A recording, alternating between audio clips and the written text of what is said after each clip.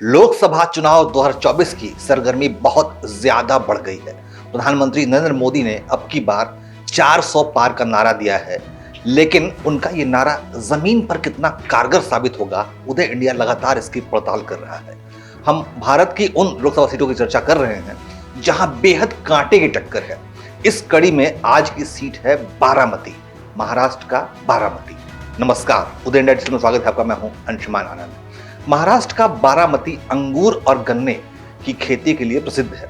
यहाँ से अंगूर और शक्कर यूरोपीय देशों तक एक्सपोर्ट किए जाते हैं। बारामती की लाइफलाइन है करहा नदी, जो कि इस क्षेत्र को दो भागों में बांटती है। बारामती में इस बार का जो चुनाव है, जो मतदान है, वो तीसरे चरण यानी 7 मई को वोटिंग होना है। वहां पे खास बात यह है कि बारामती पर शरद पवार के परिवार का एक छत्र राज रहा है। ये लोकसभा क्षेत्र पिछले 34 सालों से एनसीपी के पास है। नोटिस करिएगा, 34 साल कम नहीं होते, 3 दशक से भी 3.5 दशक से सीटें शरद पवार के परिवार के पास है। बारामती लोकसभा सीट से शरद पवार ने खुद 6 बार लोकसभा चुनाव जीता है। वहीं 3 बार उनकी बेटी सुप्रिया सुले और 1 बार शरद पवार के भतीजे अजित पवार चुनाव जीत चुके हैं। साल 2014 और 2019 में भी मोदी लहर के दौरान बारामती में भाजपा कोई भी कमाल नहीं दिखा पाई थी और उसे वहां करारी हार का सामना करना पड़ा था।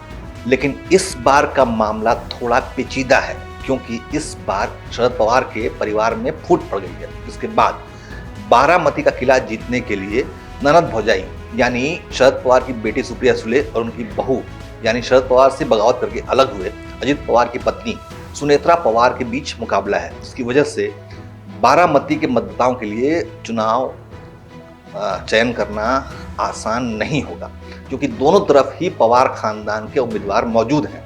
लेकिन सुनेत्रा पवार के पीछे महाराष्ट्र में सत्तारूढ़ शिवसेना और भारतीय जनता पार्टी का समर्थन मौजूद है।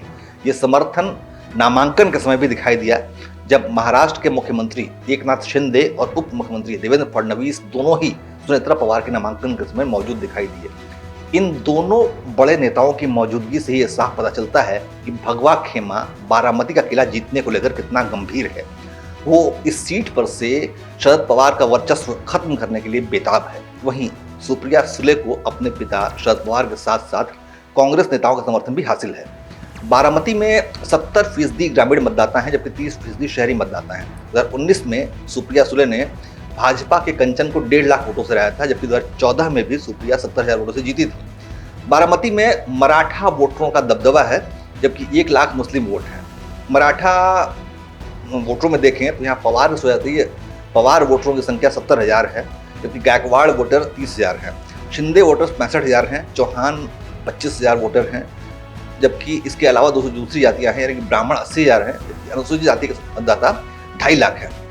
हालांकि पिछले 34 सालों से बारामती के मतदाता एकजुट होकर शरद पवार के इशारे पर मतदान करते रहे हैं, लेकिन उम्र बढ़ने के साथ साथ शरद पवार का जनता से संवाद कम हो गया है।